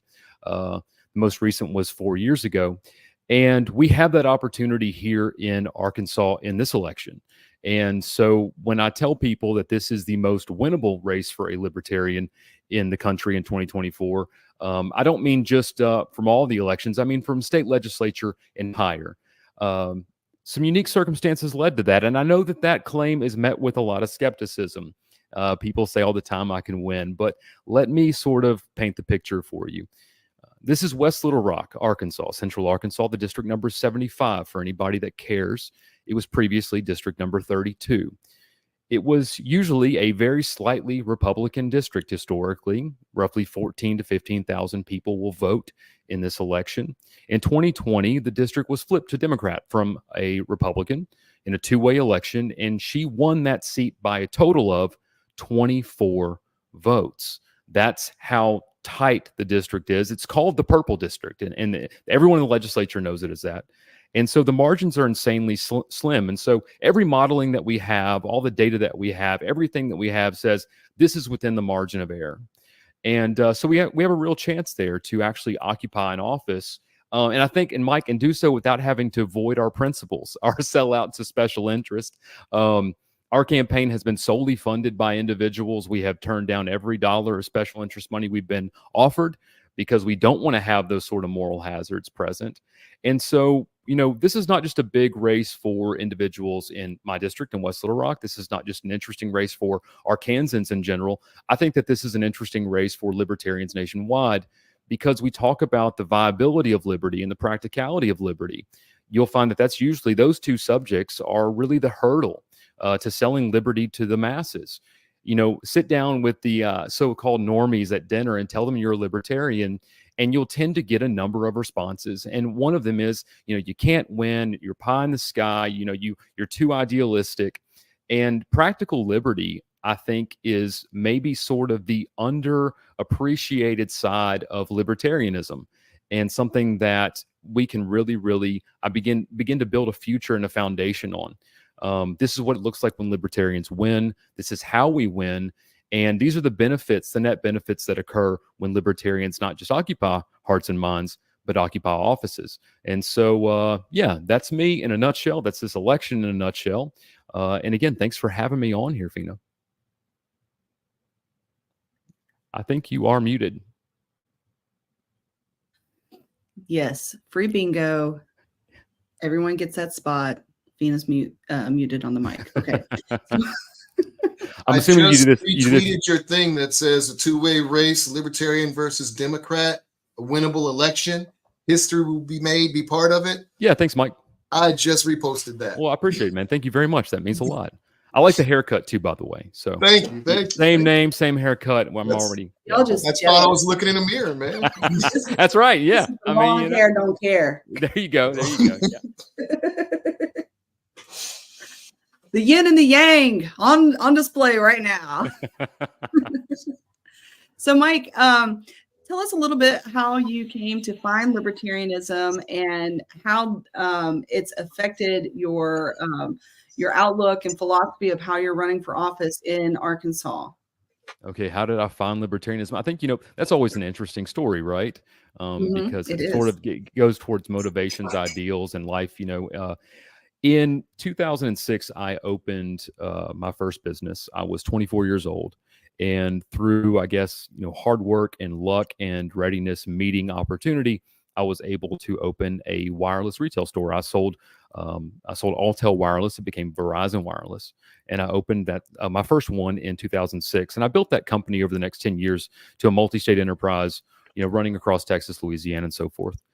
And that first year of business, where I, you know, was in business for myself and working for myself and making a payroll, you know, as a 24-year-old kid, you know, part of the 9/11 generation. I graduated high school in 2000. I was 19 when the towers fell. You know, my buddies are, you know, off in, you know, Iraq and Afghanistan in wars that don't make sense, for reasons that don't make sense, right? And I realized very quickly that I had some challenges in business to be successful. One, I had to market myself well. Two, I had to watch, you know, the monetary opportunities, you know, very, very tightly. I had to hire really good people. I had to have good locations. I had to have all these things. And then I realized my biggest challenge that I couldn't really control was government coercion and interference in my life and the life of my employees and customers. And it seemed like every time I turned around, they were there with their hand out, you know, behind a gun and a badge, right? Extorting something from my business, claiming that it's for my net benefit. And they never really were. They were just, again, always a hurdle and an issue. And I think that was probably like the genesis of that beginning to start. Now, shortly after that, of course, we get the Tea Party movement. Ron Paul comes into play at this point in time. And I think it was around that time that I really began to question what the proper role of government in a free society is supposed to be. And I think that that is a question that everyone probably should ask themselves, when they're beginning to run for office. What do you think the proper role of government is? Do you think there should be no government? Do you think that we should have, I'm a minarchist, the minimum amount of government, courts, military, that kind of thing. Do you think it's supposed to level the playing field, choose winners and losers, whatever it is? And so I realized then that whatever the proper role of government is supposed to be, it's certainly not what we have today. Right. I mean, so I think that that's at least something we can get some buy-in on is that. And as I continued through business and enterprise, again, those beliefs just became more and more solidified. Began meeting like-minded individuals. I sold my company in 2016 because it was a good year for business. My business was worth more than it was going to be worth, and sort of semi-retired. And at that point in time, I had a lot more time to sort of think about things and do things that were more proactive and voluntary in nature. Spent a lot of time, helping people, giving away money, doing things like that. And then 2020, my wife and I moved to Arkansas. We'd had some property in Arkansas, been coming to Arkansas my whole life. And of course, COVID hit, right? And I think we all remember that Liberty felt like it was on life support. Like all these things that I thought were never going to be taken for granted, all of a sudden were. And I know all of you on this in the chat and here, Mike and Feena, I know that you think like me. Y'all were already predicting the next step, right? Like as soon as 14 days came out, you knew it wasn't going to be 14 days, right? We knew that. Other people didn't know that. And we're screaming at our television and we're like, no, this is the worst thing you're going to do. Oh, it's going to be fine. And then when, mandates begin to come out, we're like, guys, this is going to get to where people are going to lose their jobs if they don't do this. And that's never going to happen, right? And so you start to get to a place where it gets real scary. I mean, you can get to a place where those kind of things become like, oh, this is how Nazi Germany got to where it was. Go ahead, Mike. Yes. I'm an old man, so I came up in I'm Gen X, born in 72. Yep. So I'm rolling through, and in the 80s, we used to make fun of places where you had to show your papers. Oh, we got to show our papers? Oh, I'm free. This is America. That's right. Yeah. COVID passports didn't scare people near enough, dude. They didn't. No, I think, yeah. And again, you hit it on the head. It prefigures this issue. I think, again, a common question, if you visit, I don't know, I haven't been in 7th grade in a long time, but I remember 7th grade history class, world history. And one of the common refrains when you read the diary of Anne Frank is everybody goes, how did this happen? How did a government come and the people were like, hey, let's just kill all these people and do all this, and we're complicit in it. And that's how it happened.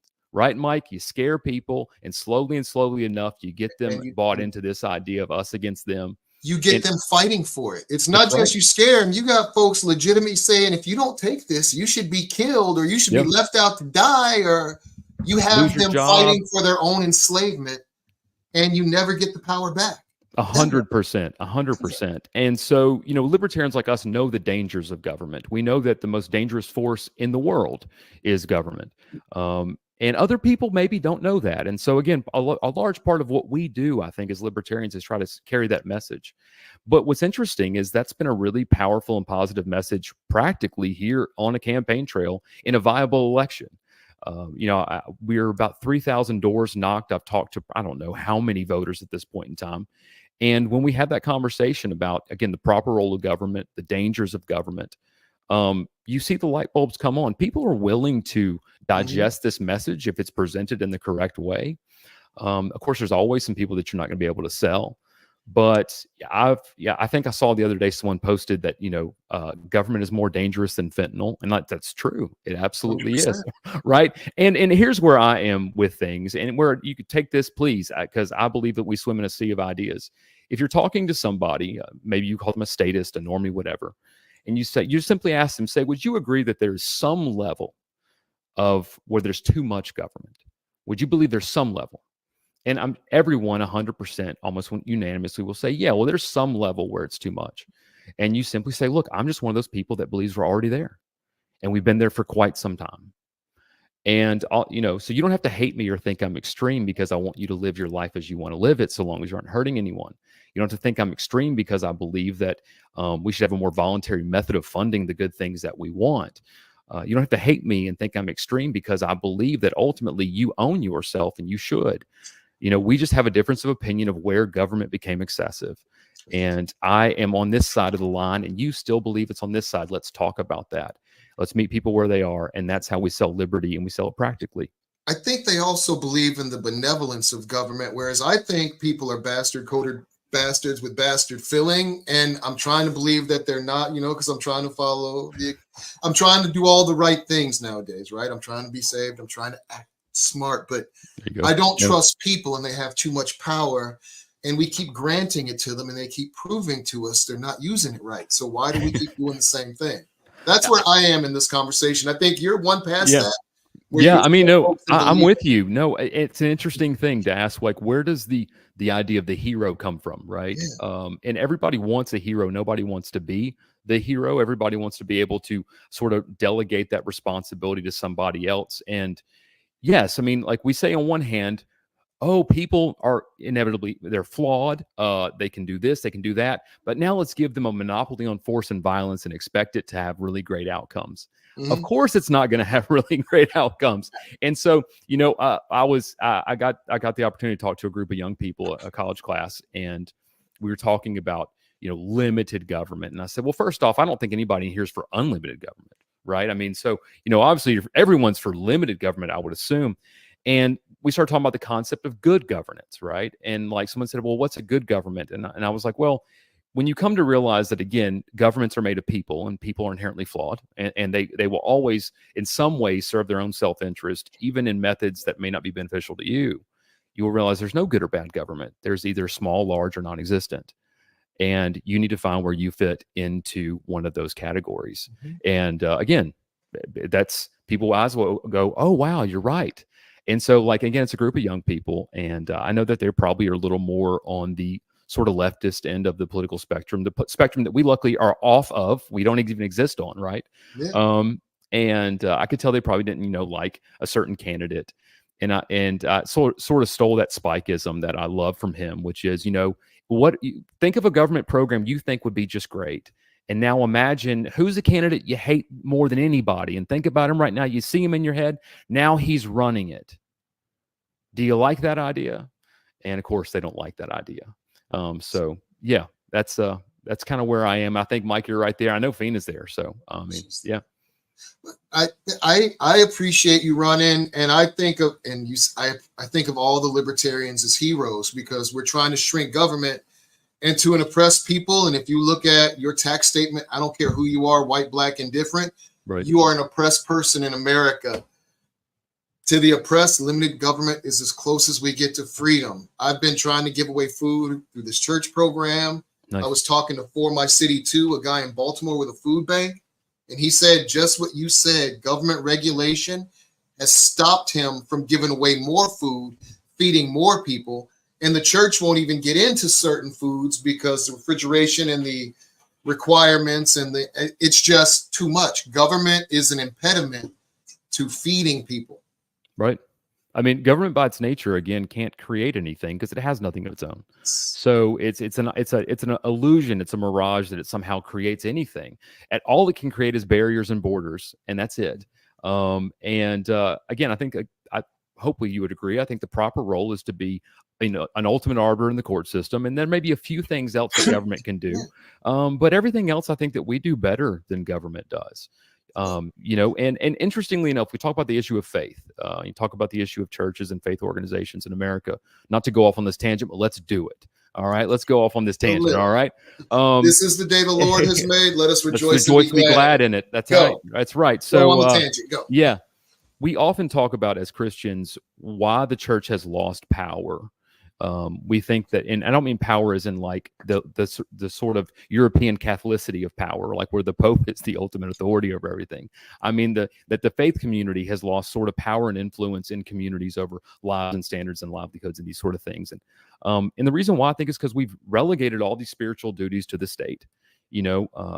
We no longer have to feed the poor. We can just forcibly extract labor from other people that we think have more than us. And we can hopefully then create a bureaucracy and a secretary and administration, and then we can make them do it. And We no longer have to heal the sick or take care, run charity hospitals. We can, again, forcibly extract the labor and resources of other people that we think have more than us, and we can create a bureaucracy and through the, a gun and a badge, make other people do it. And we've done this, and you would think, well, that's great, right? We're accomplishing all these really Christian things. But the truth is that the edification of faith happens through your own personal voluntary works. And so when you've removed all of these sort of spiritual weights from the weight room, and none of us are doing any heavy lifting anymore, it's no wonder that we're so weak. And it's no coincidence, I believe, that as we've grown the state, that the church and church attendance has shrunk. I always figured it was because people were, and I know I was more beholden to chasing flesh, whatever that next pleasure was, whatever I was chasing. It doesn't matter what it was. I was always more interested in that than doing what I was supposed to be doing in my community or whatever else. And since I was working for the state and they were telling me, hey, you're doing a good job, and I was progressing, I just thought I was doing the right things. Yeah. And I'd never been more disconnected, and I'd never been more wrong. So yeah. I'm still pretty good at chasing flesh and doing all the bad things, man. I have my, I got my days. That's my natural tendency, to be honest. That's all of our natural tendencies. Yeah, exactly. I have to work at the other thing, but yeah, I mean, that's, I think that, we talk about the creation of these, government programs and the sort of umbrella of government, that from cradle to grave at this point in time. And Mike, you hit on the head. When you look at somebody, especially maybe an older generation, and you say, is America a free country? Oh yeah, we're a free country. You are not free. You do not own your labor in this country. In most states, you do not own your property. You do not own your house, your car. You don't own your body. You don't own your mind. You don't own anything. And even the stuff you get to keep after they've taken it forcibly from you, they continue to devalue it. So you don't even get to keep the things you get to keep. You're not free. Not free at all. I have a friend of mine who I love this saying. He says, at some point in time, we went from a country where 1/3 of people were 100% slaves to where 100% of people were 1/3 slaves. And I mean, I was like, yeah, dude, I can't lie about that one. I mean, so yeah, I mean, like can't argue with it. So yeah. That's deep. Say that one more time and put them up on the screen solo so we can say we went from 1/3 of the people. Oh my God, that hit me. Oh God. So again, at some point in time, we went from where 1/3 of the people were 100% slaves to where 100% of the people are 1/3 slaves. I hope I said it well on the second chance there. So I don't like being put on the spot. But yeah, that was a transition. I mean, and I think that that's true. I mean, again, at a certain level of income, of course, you're compelled and compulsory. The entire banking system has, sort of inverted the incentives behind savings and investment. It's created these giant monopolies. We're living in debt instead of savings. It's a version of privatized communism. It's a very weird thing. We're kind of getting the worst of both worlds, right? And it's compassionate authoritarianism. I forget who coined that silly phrase, but you can only beat the heck out of me so much, so I have to pay all this stuff. And then I get it. I want to pay for it, but I heard a number, and I'm offended not by doing things for people. I'm all for that half the time. I really, truly am. I want people fed. I want people housed. I don't care if they're illegal. I think people should be cared for. However, I heard a number where 23 cents out of every dollar going into the welfare system got to the people who need it. I'm offended by the inefficiency. I'm offended by not only the amount taken, but how inefficiently it's used and how irrespective of how much money these jerks get in, their answer is always, give me more, give me more, give me more. That's always, that's always the sell, is that this is some sort of benefit to people. And clearly it's not. And, it's interesting. You'll find people, disgusted with some issue in government. Like, I'm going to pick, like, for instance, pick on, let's say in the Democrat Party right now, there's quite a divide about how, well, everyone really, about how the situation in Israel is being handled. But it's particularly in the Democrat Party right now on a national stage, that's like a talking point of, what their national policy and sort of front-facing image is supposed to be. And you'll find people on both sides of that argument. And so, for instance, if you fall on the side of, hey, this is the Palestinians are being, harmed and this sort of stuff, I'm like, well, you're being compelled to pay for that right? Like, why wouldn't you want a more voluntary method of funding government? Why wouldn't you want a better way of just saying, you know what, I'm just not going to do the thing I need to do to pay you today, and I'm going to, and until you start acting right, because that's what you do with everything else in your life, right? But they already took the money first, so even if you don't file taxes, Yeah. I mean, unless you have your own business, and then they'll come take your house. That's right. I swear to God. You're never going to get out of paying taxes, because then you got the sales tax. Yeah. You got the gas tax. But in the 60s or 70s, you used to be able to say, I'm a conscientious objector. I'm not paying for these wars. And then they changed that and took that out. Because you don't get a voice. And when my aunt, nice, sweet little old baby boomer, goes up and says, yo, I don't like this stuff, can we talk about it? They say, we'll get back to you. They ain't got back to her yet. Yeah. I got a meme.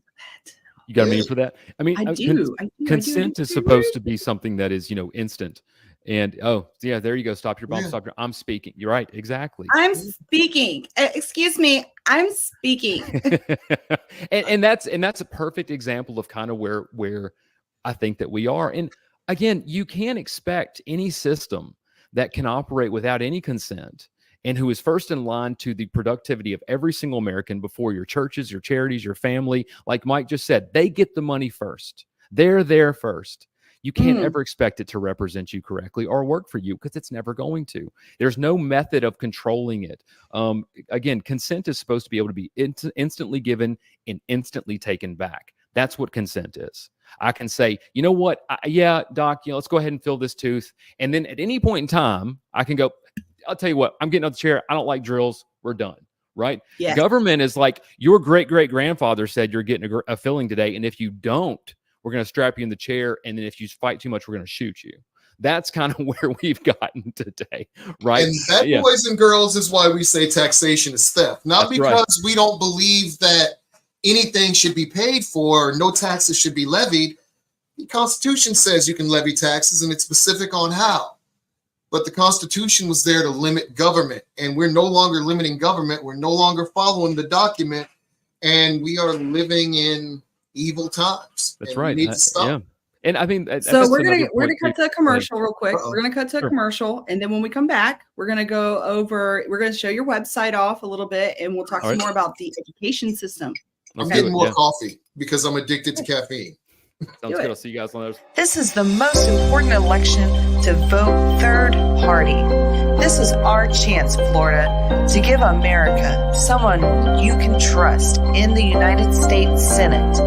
Let's give the U.S. Senate a libertarian from Florida with love. I'm Feena Bonoan, and I approve this message.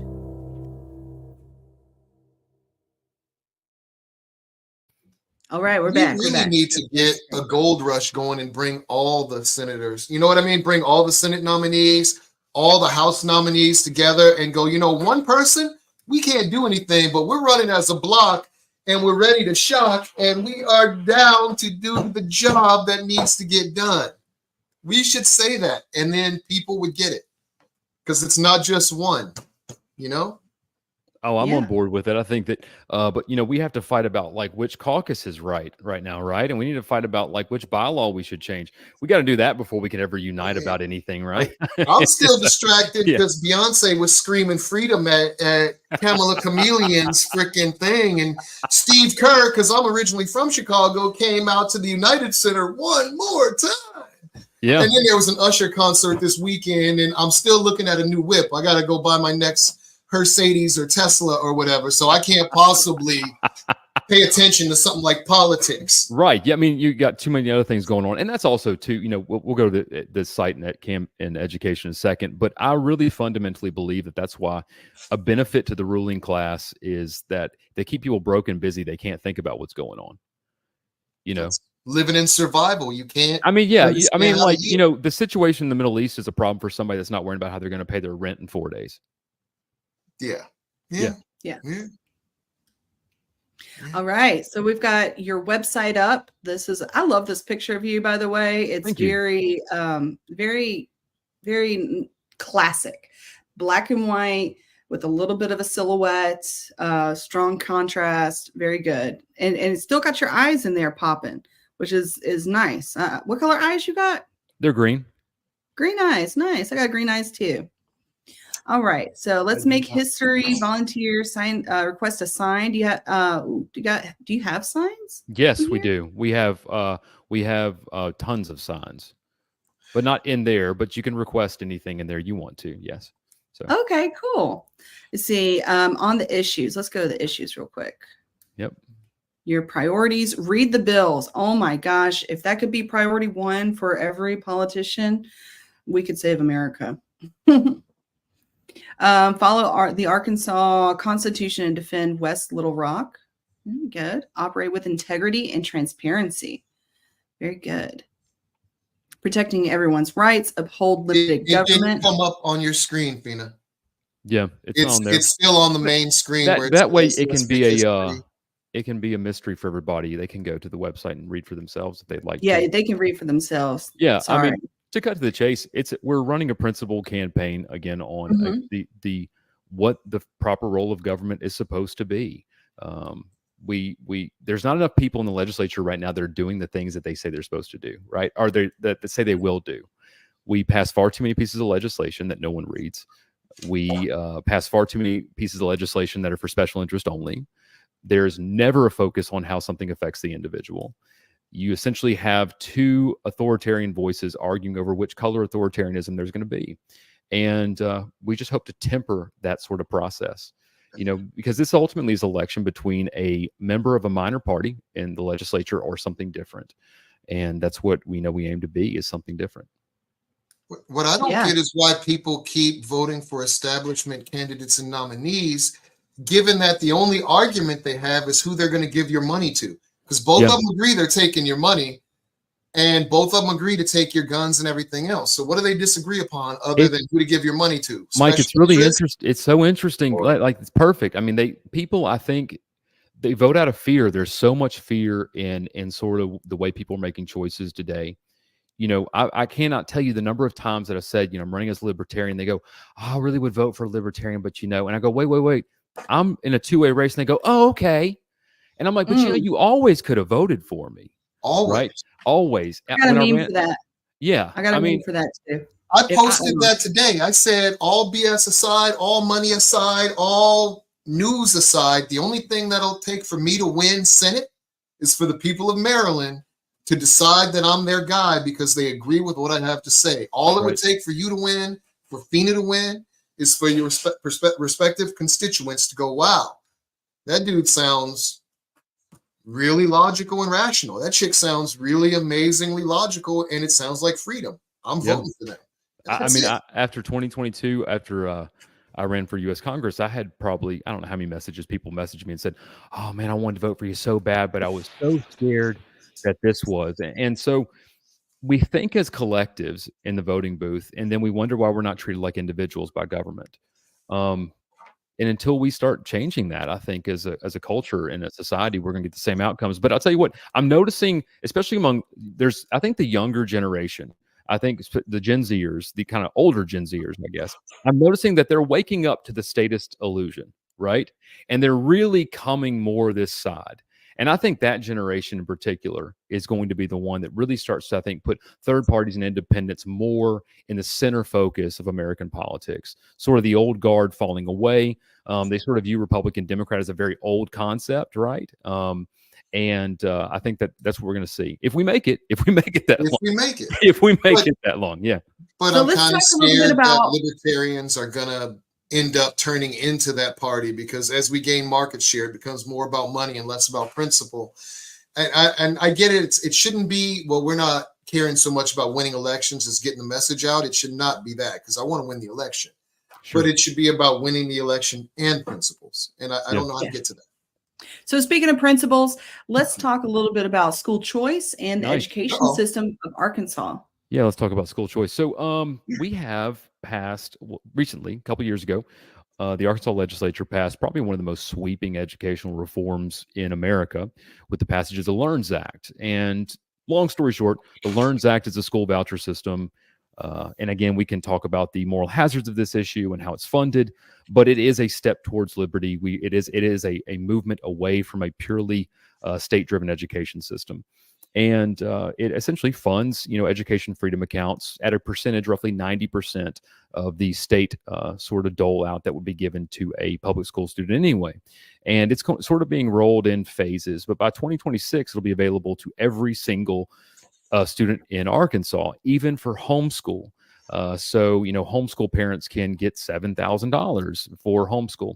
Now, of course, as libertarians, we would like the government to be completely out of education. I think that is a very noble goal, and I think that we should aim for it.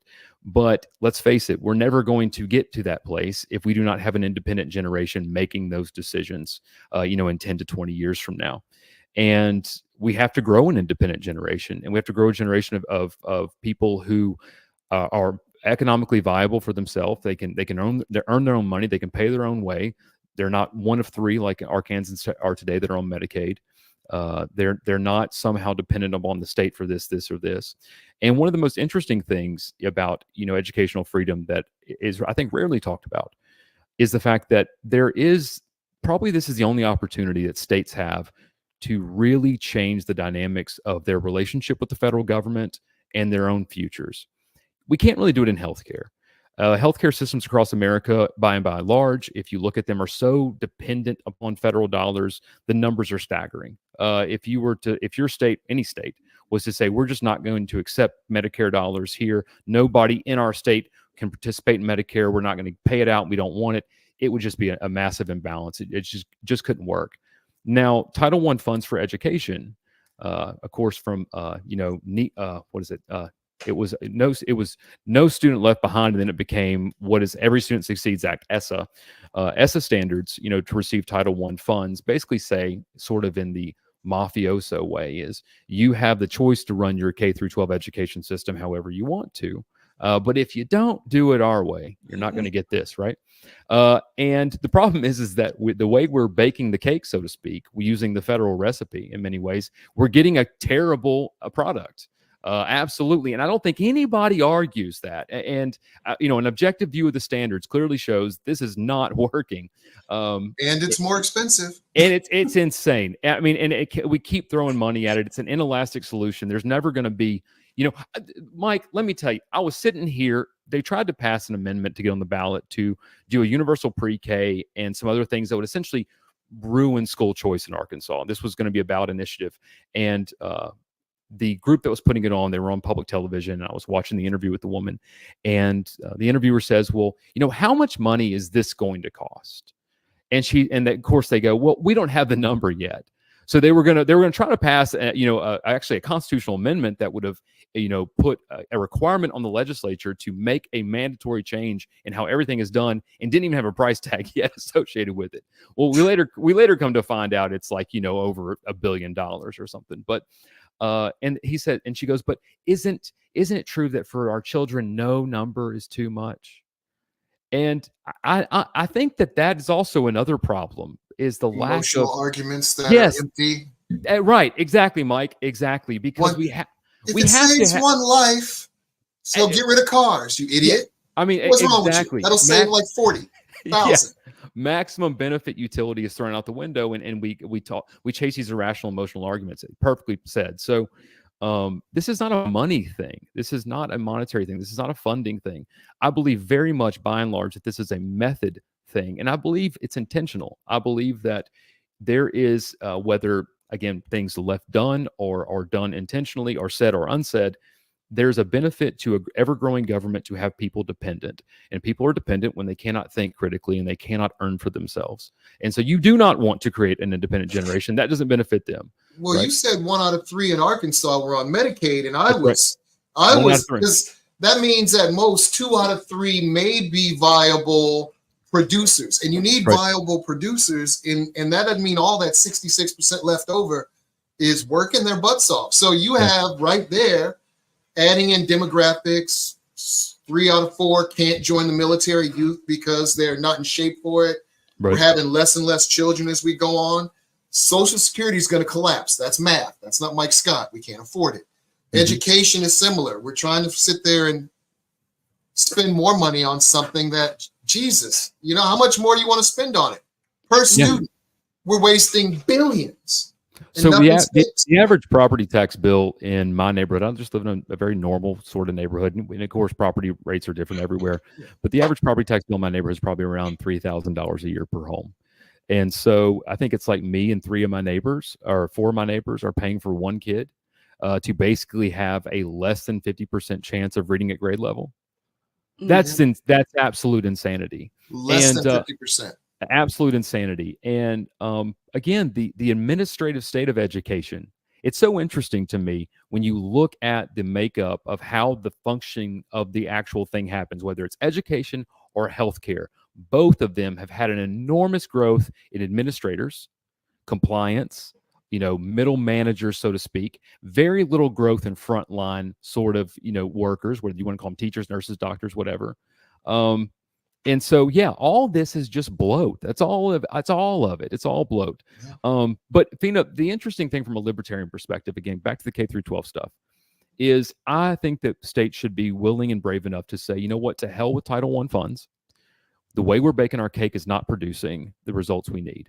We are going to make our own K through 12 stuff. We're going to either have, CTE equivalency. We're going to identify talents early. We're going to say, hey, little Johnny at 7 years old, he's going to be an amazing welder. We're going to put him, he's going to go to welding school right now, whatever the parents want to have happen so that he can produce for himself a future that's viable.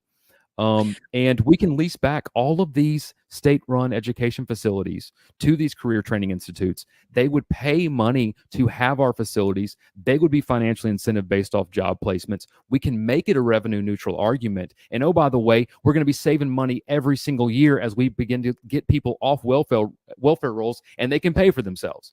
Yes. So we can do this. This can be done. Yeah. We can do this. All right, folks. I'm coming to Arkansas to vote Mike White. Hey, come on, man. I'd love to have you down here, brother. Absolutely, dude. I'd love to have you down here. All right, so we are in the last few minutes. Sure.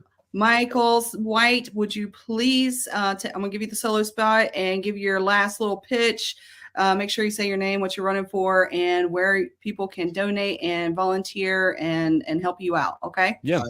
So my name is Michael White. Of course, you can see it back here on the sign. If you're watching the video, if you're listening to the audio, it is spelled like it sounds and sounds like it's spelled. I am running for state representative in Arkansas in District 75. And if you're not from Arkansas, you might be thinking, why do I care about your race in Arkansas? I live in so-and-so place. Because this is the most winnable race for a libertarian, a big L libertarian, appearing on the ballot as a libertarian on a state legislature level or higher in the 2024 cycle. Don't just take my word for it. Don't just believe what I say. Go verify what I say. About 14,000, 15,000 people will vote in this election between myself and my sole Democrat opponent. And this election's likely going to be decided by a couple hundred votes. That's how tight this entire thing is going to be. So we do need your help. We've had some great support so far. We've raised around $20,000. We need to raise $6,000 in the month of August to fund our first mailer. Please, if you can, visit MW4Liberty.com. You can check out the website there. You can make a financial contribution. We would be very, very happy and grateful for that. I promise you that I'll do my part, that we're going to advertise a winning message. I will conduct myself with integrity. We're knocking on doors. But if you want to have something to celebrate, come election night, if you want to have something to say, not only did the libertarians win hearts and minds, not only did we change the message, we actually put, for the 6th time in history, a libertarian in a state legislature. That to me is a national celebration that we can all unify behind. And so I'm out here doing my part. This is probably the longest I've sat inside in a while, Feena. I'm usually out there. So it's been kind of nice, to be honest, to be here for the broadcast. And I have another one here at about 2 o'clock. But again, thank you so much for having me on there. You can follow me on my socials at the website and everything else. So yeah. No, thanks for running, man. I appreciate you. I appreciate your reasoning, your logic, your stance. I'm a fan of Michael White. I'm a fan of Mike Scott over here too, by the way. I've always been a fan of Feena, but I'm definitely a fan of you too, man. This has been great. Thanks for having me. Libertarian. All right. That's right. Libertarian, guys. See you guys next Tuesday. See you next Tuesday.